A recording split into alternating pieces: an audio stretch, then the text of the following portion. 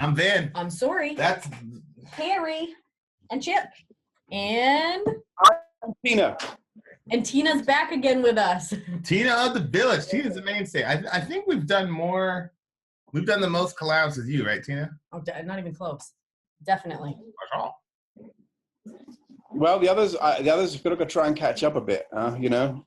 If you'd like to know how to do a collab with us, send us an email, vinandsori@gmail.com. Yep. We're also here with a band. What's the name of the band? Secondhand Shag. Secondhand Shag. That's in the background of Tina's So living quarters. If you hear anything, it's them. They're about to blow up. They're going to be famous. They're about to go on tour with Ghost and Metallica in Europe. So could you even say such? No, they're more like a blues rock and roll, dirty rock and roll blues band.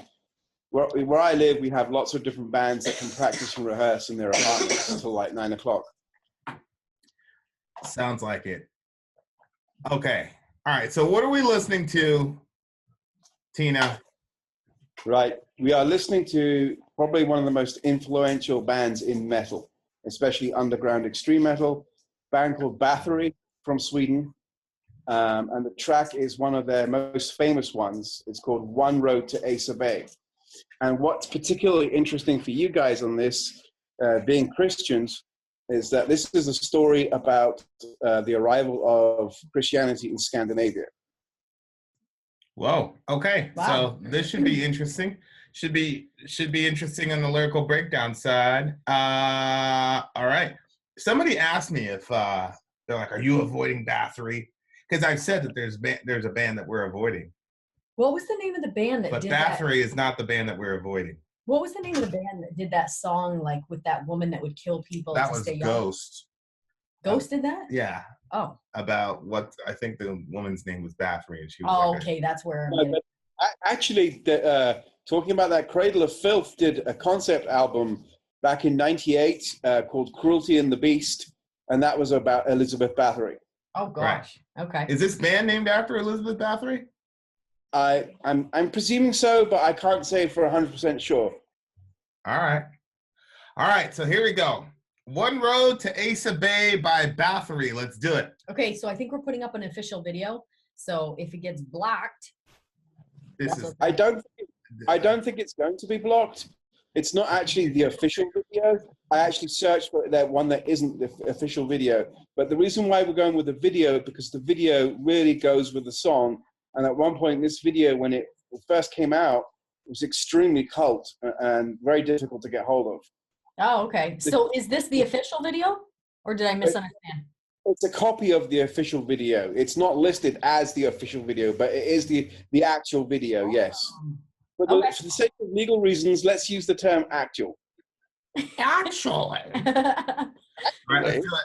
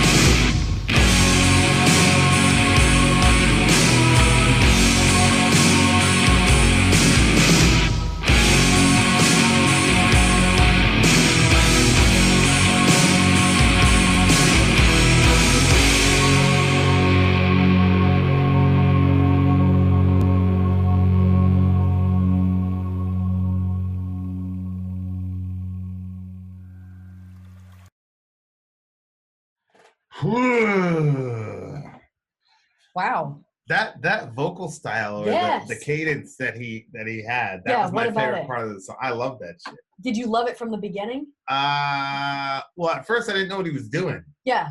I was like, what are you doing? At first it was like, you know, like when you're a kid and you have a loose tooth and you're pushing on it and it like hurts, but it feels good. That's what his voice was like. I was like, but yeah, I like it, but wow, I don't know. And then by the end, I loved it all together. Yeah. But I always liked pushing on teeth. Did you, when you were trying to pull teeth? You know what I'm saying? It didn't A have strange that, analogy. didn't have that effect on me. But I love the cadence of Yeah. which like has some sort of I've heard that before.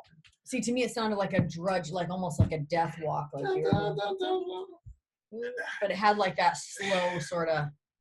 Yeah. Kind of epic. Kind of what? Epic. Very, very epic. Yeah, epic narrating sort of. I liked it. I like what you said, like a death march. It is a bit like sort of trudge, you know, like yes, trudge and on, in the sense that like time, you know. Yeah, this one, I really, really, really like this song. I mean, it's fucked up, the subject matter. Yeah, what was he talking about? Christians coming to the area? Is that what's happening? Yeah, I'm assuming carrying gold cross. Yeah. This is the arrival of Christianity. This is like the early days of the missionaries going out. And this is like the story of them arriving in Asa Bay, which is I believe in Sweden, actually, but Scandinavia, like the very first time. And these people, locals, meeting these missionaries for the very first time and dealing with that from there on in. Yeah, and basically, you know, going in there, of course, doing what we've done throughout the centuries, which is, you know, fuck people up, kill them, take their shit, take their money, build a church, and force people to, you know, to get baptized. It looked like to get baptized and all that shit. I mean, I'm sure we'll be able to get into it. What did it say? Whipped. Okay, put in chains, then locked by their neck to the log. They're just drowning people. I think it's one of those things where you chain them up and they have to. Oh, yeah. People, if they didn't pay the coin, basically, because the Catholic Church needed to finance. Now I know we have Catholic listeners, and like I said, I've been saying we, so everybody knows that we're Protestants. But I'm not going to separate. I'm not separating us from this. I'm just saying at the time, the Catholic Church had to finance, you know, a lot of their actions. Yeah. So like during the Protestant Reformation, they had to finance, you know, building St. Peter's Cathedral, but they, you know, purgatory was a very good solution for that because you could ask the priest to pay for a mass or buy an indulgence, and that's the way you finance St. Peter's. You know, had we separated from the Catholic Church by that point, the Protestants? By the time the Scandinavians, when this kind of stuff was happening. What year did that happen with the Scandinavian thingy, Tina? Do you know? No, I don't know off the top of my head. No. Well, if it was prior to the 1500s, we hadn't separated from them. So Reformation happened earlier. I think this is indicative of a much earlier time. Yeah, it seems that way. So then, Reformation's 15th, 16th century. Then it was us. What I found fascinating, what I personally found fascinating watching that video, was the shots of the exposition of the old man, of the old Viking. You know, and it was almost like changing of the ways. Yes. That's how the old man functioned. Was that like it? He's pretty much at the twilight of his life, but he's a representative of the old Norse ways that was pretty much going to be buried with him. Yeah, you know, because a new generation of folks were going to be, you know, Christianized. Wow. Which, of course, prior to listening, because you know, like I said in the Behemoth videos when we first started listening to Behemoth, we would, you know. I grew up hearing about these church burnings and all this shit that was happening in Europe. And of course, it was always presented as, oh my gosh, look at these pagans, look at these Satanists, yada, yada, yada. And there was no, and I'm not saying that the people that were communicating it to us were dishonest, because I'm sure to them it was just, yeah, a bunch of nasty Satanists burning down a church for no reason other than we love God.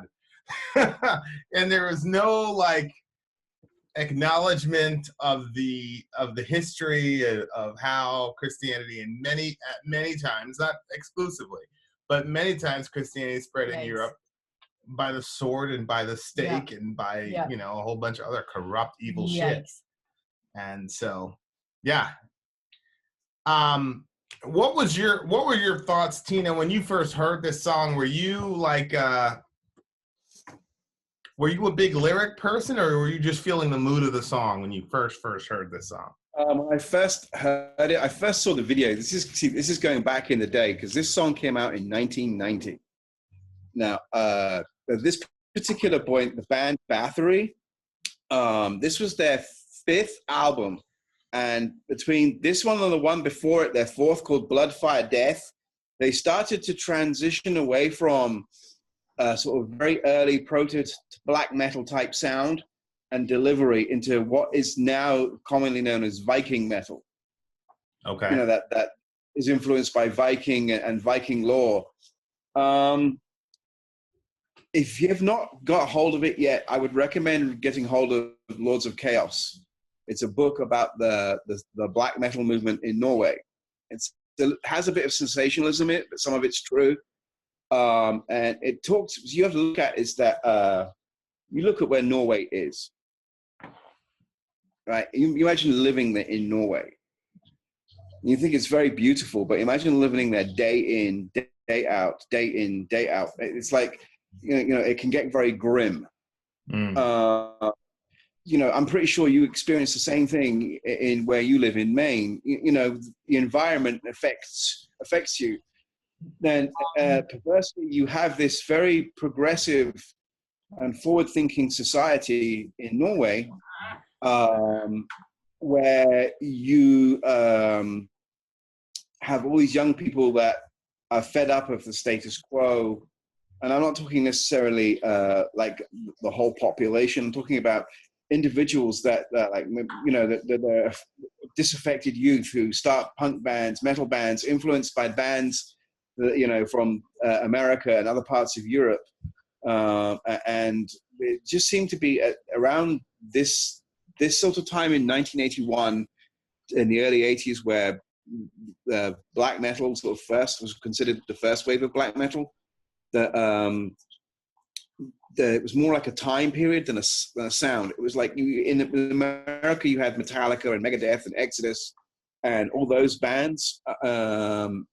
And in Europe, you had Mayhem, you know, you had bands like Death Crush, Death SS, Possessed, Destruction, all these bands that first formed the sounds. But it started off with Venom in 1981. Really, with their first album called Welcome to Hell. Or Venom are Brit boys, they're from Newcastle. And the sort of sound of metal and the expression started to change. And then you had Venom, you went in, like, I think 1982, Merciful Fate pushed their first EP out. That's the other band of King Diamond, Merciful Fate. And then in 83, they put out or whatever. Oh, yes. Yeah. Well, he's a singer, but the other band that he was in was Merciful Fate. Mm-hmm. So and then you had like a conglomeration of bands, or even not necessarily a band, but a time period that created black metal. Yeah, I think you have to look at the world in which, you know, how society influences music, and you have to look at there's a lot of politics behind even like early thrash metal, especially with the Cold War and everything that, you know, sort of influenced that. And then as each sort of, you know, band up, Slayer came out in 83 with Show No Mercy, you know, and then the bands became progressively heavier and pushed expression and imagery and sound in all kind of different underground directions that were darker than the rest. And then I think that's all culminated in the late 80s and the early 90s in Norway. Euronymous was one of the founders. They lots of bands, you know, that sort of producing like much darker, like from like early death metal bands, like Morbid Angel came out There's a band that I keep telling you about. That's a band you need to get into, and I've probably heard, you've heard it 1,000 times. Morbid Angel produced their first EP, I think, in 1985. So, this is where we have the satanic, not just the satanic imagery, but the satanic lyrics. I think as society seemed to get darker and darker, the music sort of got progressively darker and more intense, pushing boundaries in terms of what was extreme, bands like Sodom, and the kind of evolving sound like Sarcophago. I mean, do you remember you reviewed Sepultura's Roots? Yeah. Do you remember what year that came out in? Like 90 something. Yeah, well, they first surfaced to the outside world in 1985 on a 4-track, I think from Brazil. One of the other bands was called Overdose. I can't remember the other two. My memory's a bit foggy. But so you have bands like Samael who are still going. Say Morbid Angel, Sepultura. I think they're still going. All these bands that have been around since those early days that are still going. But it was more like a time period where culture and music, and there was no internet back then. It was tape trading and zines. I remember in 1985, I came to London on with some friends. We did the overnight bus to see a German band called Accept at Hammersmith Odeon, and they were blown off the stage by the support band called Exciter, a kind of thrash band from Canada, where the drummer does the vocals. So that time period, it was like tape trading, metal zine. The drummer do the vocals? You would think he's drumming and doing vocals. Sorry, say that again. The drummer did the vocals also at the same time as he was drumming, or you're saying separately? No, there are quite a few bands where the drummer does vocals. Oh my gosh! How like can the you main do vocals? that? Yeah. Whoa. That's wild. I can kind of do it. Hey, everybody. No, when they're beating on it, you think it makes your voice kind of like crazy. And they're a thrash band, so he was probably doing Oh double. my word! He's No probably way, doing that's double crazy. kick with his feet. Yeah. Wow, that's pretty crazy. So Some talent right there. So this bit, it's interesting because you could tell that there wasn't a ton of like production to make his voice pretty or anything. No. He had a pretty. No. He wasn't singing like he's not Ronnie James Dio. You see what I'm saying? Yeah.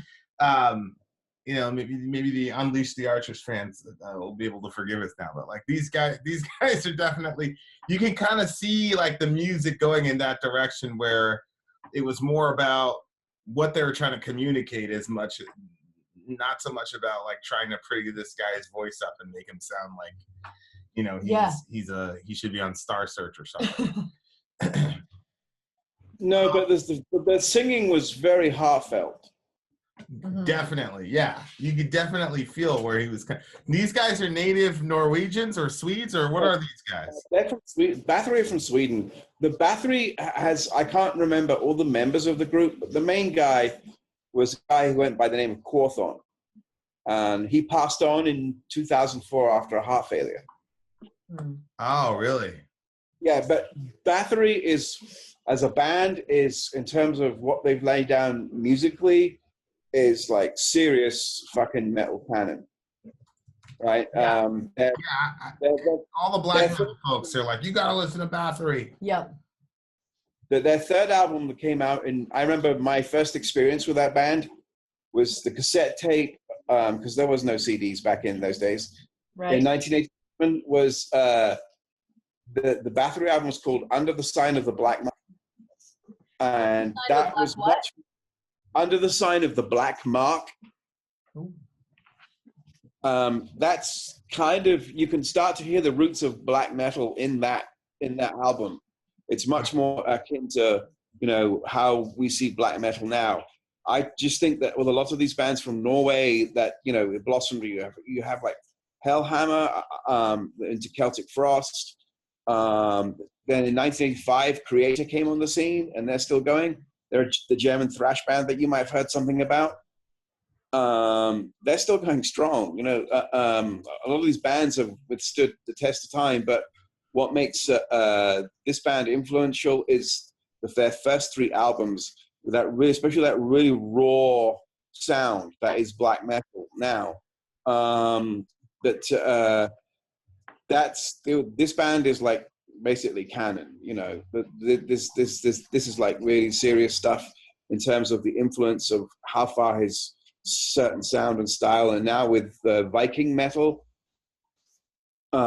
being, you know, a really its own genre within the subculture of black metal, because like you have in extreme music, there's so many subcultures that have come out of death metal, that have come out of black metal, so many different sounds and styles. So this song,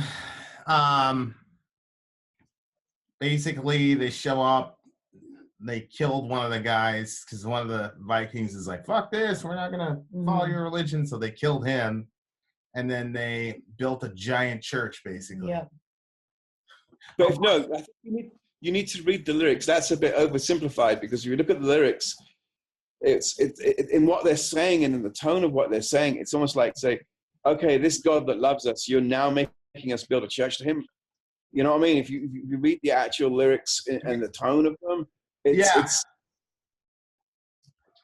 there's a ton of irony, right? Because the God of all, man, woman, child had come to save, to them all save. Like his writing style is a little bit quirky. No, I think that's sung that way deliberately, I feel, rather than being in perfect English.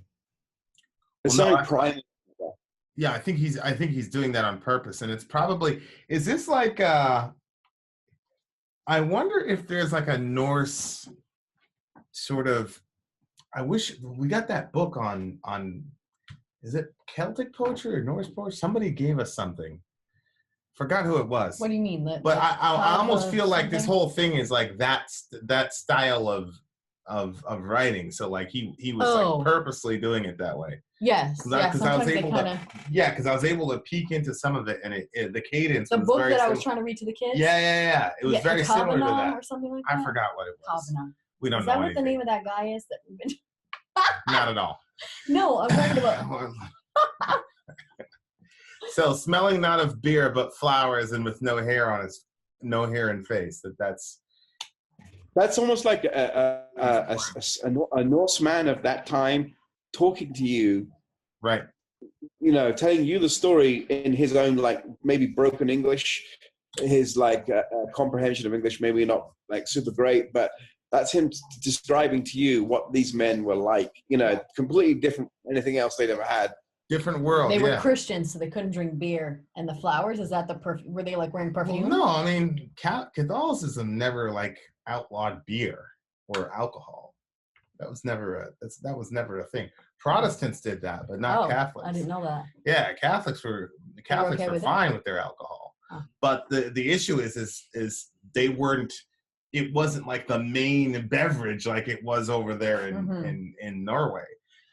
Well, also you have to remember in around those time periods, you know, you had things like the plague, you know, unclean water. So monks used to brew beer and drink beer instead of water.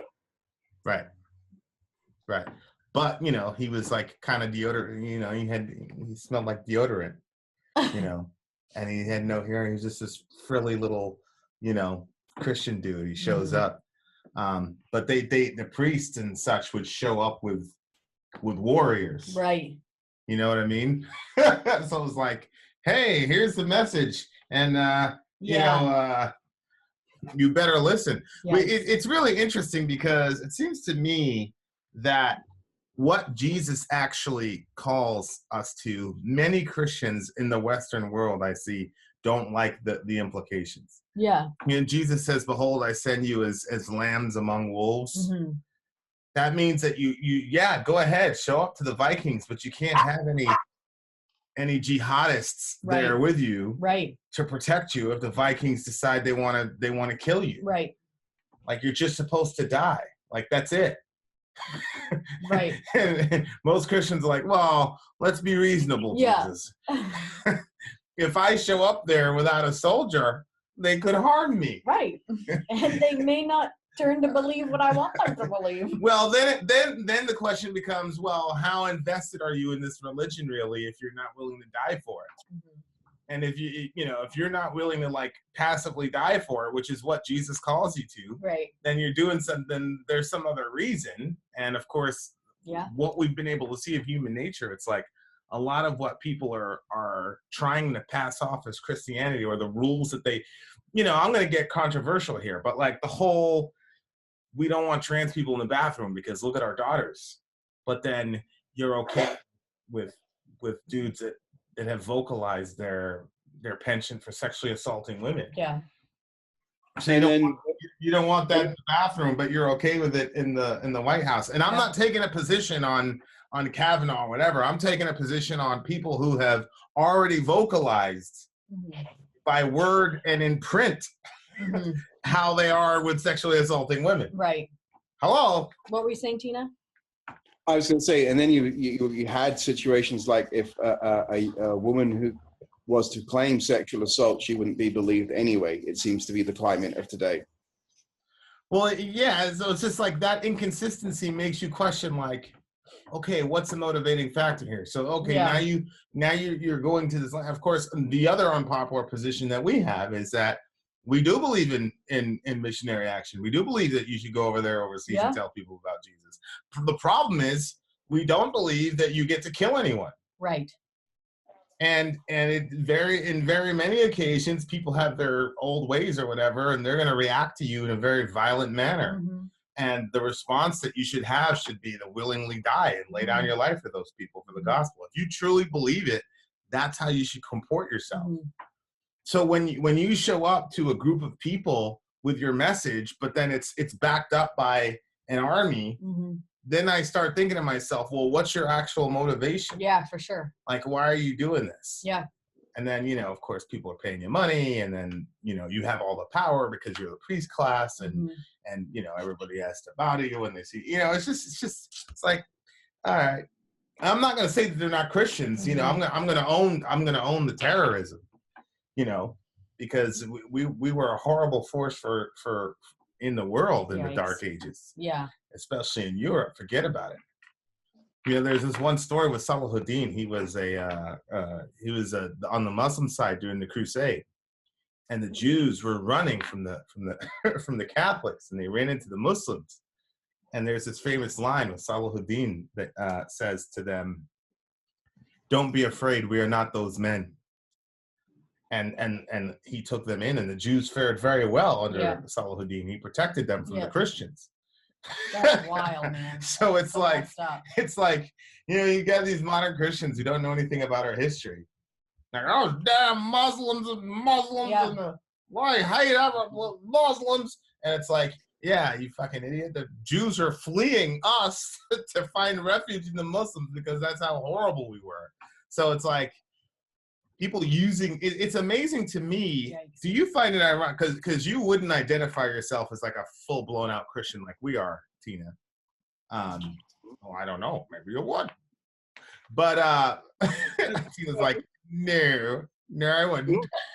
Maybe.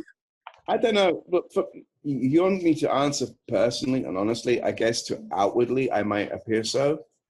But, because I definitely, that's where my spiritual journey started from. Right?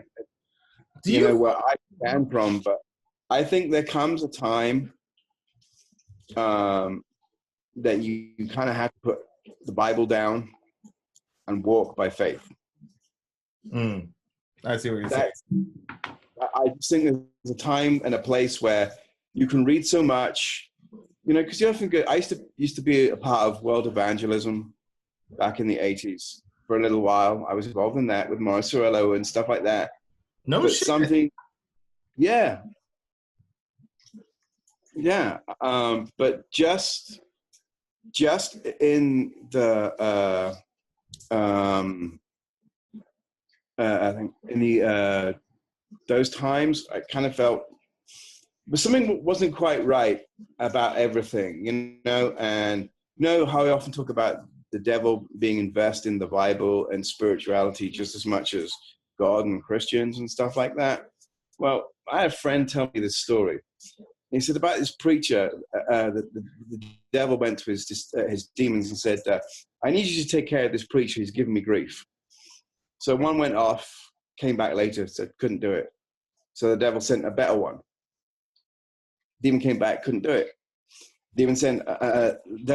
Finally sent his most powerful demon. That demon came back, couldn't do it. And the devil was like, oh, well, if I've got to do something, I got to do it myself, get it done right. He comes back 30 seconds later, and the demons are going, what did you do? What did you do? He said, easy, I just made him a bishop. Well, that's one for the devil. I think that for me, it's literally trusting God to live by faith, right? It literally, because faith is not faith until it's all you're holding on to, right? You two are living it. And this is what makes me excited about being involved with you guys, is that you two lit me up. I mean, yeah, I guess I am a closet Christian, but I don't want to be like a lot of Christians. I should be myself, because life's difficult enough without trying to pass judgments on shit and people consciously. We all do it subconsciously and in ignorance. But I try and live and let live, and I literally at this point in my life are living moment by moment, Mm-hmm. And that's I literally think it's between you and God. That's how I think He wants it. That's just my view, my opinion, my life experience. But yeah, definitely. I mean, if someone says to me, "Do I believe in God?" The answer is no. I don't believe in God. I know God. Right. Yeah. There's a difference. But I don't shout about it. I think that we're sent out into the world, not just so much as to be used by God, but also to learn and grow, because you look at all the people in the Bible. I think we write our own testaments. I think there's a time for the Old Testament, a time for the New Testament. The book of Tina is somewhere between the old and the new, especially where it says about no chocolate for men. Does it say no chocolate? No chocolate for men. Doesn't say that. In the book It does. In the book of the Testament of Tina. Yeah. Yeah, but no, I just think that there has to come a time when you have to put stuff down and do it. You guys are doing it. Look what's happening. Yeah. People think of like works of faith as being like these big things, and miracles being big things. And miracles, more often than not, can be small things, and that come right at the point where you need them most. We often hear stories of like soldiers charging machine gun nests, and during war, and soldiers doing impossible things and then without getting wounded or killed. I have something along those lines in my own personal family history. My mom has the last of a paperclip from 1943 or something like that, or 44, I can't remember. No, it was 44 because she was born in 43, where a V-1 flying bomb blew up 6 feet away from my grandfather, and he walked away. Oh my gosh. That's crazy. Apparently it was just at that right point before the blast would damage. Yikes. But he had collapsed with internal injuries like 3 hours later. He was taken to hospital. He survived it. That's insane. So I think there comes a point in time, when everything's said and done, it's like, I don't care how well you know a Bible or a Quran or whatever, how well you take, how deep you meditate on them and stuff like that, which is nice and it's wonderful. But I think there comes a time when you have to put the book down and walk. And I think for a lot of Christians, they've kind of forgotten about put the book down and walk. That's just my own interpretation. So am I a Christian? Yeah. But am I better than anyone else? Fuck no. Fuck no. I fucked my life up so many ways, and God has always been graceful, merciful, and kind, and put good people in my life. You heard it here first, ladies and gents. Christianity is for people who fuck up their lives. Yeah. Join the team. We hear some bad commercials. That's me. I don't like talking about it too much. I tend to keep it camouflaged, because like sometimes I don't think God wants it broadcast. I think sometimes it's like it's one-on-one, it's person to person. Sometimes where it says the Bible talks about don't cast your pearl among swine. I think sometimes the message isn't for everybody. It's like one person. Yeah, sometimes you just move on. What do you what did you give the song? I actually gave it that it's gonna stay in my yeah. You're gonna be surprised. I gave it a 9. Really? Yeah, I really liked it. Did not think you were gonna give it a 9. No, I That's really, pretty really crazy. liked it. It's pretty crazy. What about you, Tina? I'm going with a full out 10. Woo! What are you doing? The feel and the vibe of this song carries it, and the beat and Yep, I really liked it. The temperament, I think it really made this a great. It's just epic. It speaks to a time. I think that you see a lot of anger in dealing just with black metal. Well, anything metal in general. There's a lot of anger and animosity generated outwards, and outwardly it appears very dark and what have you. But I think that when you stop and you listen and you hear the other side, that's when I think miracles are able to happen. And I think this is what makes you two very unique. You're just ordinary people. You're just ordinary people, and you're trusting God in your own dreams and beliefs and making something. And I think it would be nice to have Christians that just reach out again. Don't try and force or cram or judge or tell people, but just listen and reach out. Because the whole country, America as a nation, just speaking specifically about America, is kind of like growing up. It's evolving. And I think a lot of things have to be cleared out. And I think there comes a time where a lot of the shouting and the preaching has just switched people off. They're no longer interested. Yeah. This song has a lot of explanatory power in the sense of, if you took a person aside and said, okay, all that black metal shit, all that church burning, blah, blah, blah, whatever that you're mad about, listen to this song. Mm-hmm. These guys were one of the foundational sort of canonical voices to the other guys. Yep. This would have explained a lot of the mentality. Like, for sure. I did some historical research and all that. And so it's like, oh, but like, you didn't even need to do that if you listen to this song and go, okay, this is what happened. And so for that reason, I love the sound. I love the vocals.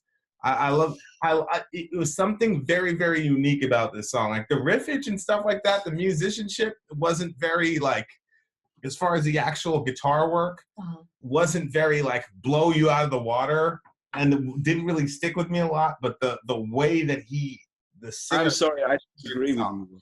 Go ahead. The guitar solos in there and the arrangements were top notch. Well, I liked it. Yeah, I don't know. I just. It's not. Look, you got to understand. This is what I'm trying to say to you. It's not always about clever playing in terms of the notes being played and the amount of or the arrangement.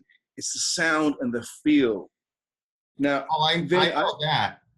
I know you're a black metal whore, really, at heart. Yeah, there's nothing about the guitar work specifically per se that stuck with me. Whereas like Magua, the guitar work stays with me, as well as the vocals. Yeah, and it doesn't always have to be, like it's perspective. This is not black metal as such. This is a black metal subject, right? This is a different kind of sound. This is more Viking metal. Like I said, this is an early. You got to remember there's a lot of difference between Magua and Bathory in terms of time and bands that are past. Well, yeah, this I don't see any correlation between this specific song and Magua, but here is my final verdict. anytime I say, okay, such and such is a 10, you always say you put it in the vault. Yeah. And could you open it 10 years later? Yeah. And have it be good, number Oh. one, and B, speak to the human condition. There are some songs that we listen to that are just completely dated. Right. This song, like new metal, like if you listen to a new metal band, it's like completely dated, and you know, people are gonna be like, what the hell is this most of the time? But this particular song is a 10 to me because it's definitely, it hits the human condition thing. Yeah. It was unique in and of itself. It's a standalone song, and we did pretty much, I mean, it's pretty much a 30-year-old song, pretty much. Close to it. It's close to a 30-year-old song, and it's still badass. Because I really, this is one of those songs where I feel like you don't necessarily get bored with. Right. And it's a long, you know, it's about 9.5, 10 minutes. It was? Yeah. Oh my God. It's like a 9.5. No, I didn't know it was long like that. It's a 9.5 minute song, but it doesn't feel like that. No, it didn't. But then there's like 5-minute songs where I'm like, God Almighty, would you please finish? Right. Yeah. You know, we just listened to one recently, and it was very short, and I felt like I was in hell. Please finish your song. This one though, like it was like 9.5 minutes, but it was like, oh wow. So to me, this is a classic song. Like this is a important song. You have to listen to the song to get certain things about history and to get certain things apparently about metal history. So it's a 10 for me. It's an important song. So that's where I'm at. What did you give it? 9. 9. You gave it a 10. 10, solid 10. Because I was there when black metal started. Did you think I was gonna give it a 10? To be honest with you, I don't think anymore. I just waiting to hear because I think you would have liked it. I was expecting maybe a 9, 9.5. I think maybe you'd have docked something for the vocals. What pleasantly surprised me was that you actually loved the vocals. Dock the vocals? No, the vocals are the best thing about the song to me. Dock the point for the vocals or something. You know, maybe you didn't necessarily appreciate the vocals as much, but I was glad that you did when you said that you did. You know, I thought then we were on to a winner. I had no idea what you would pick because I never do. All I'd have is a gut feeling that you would like this song.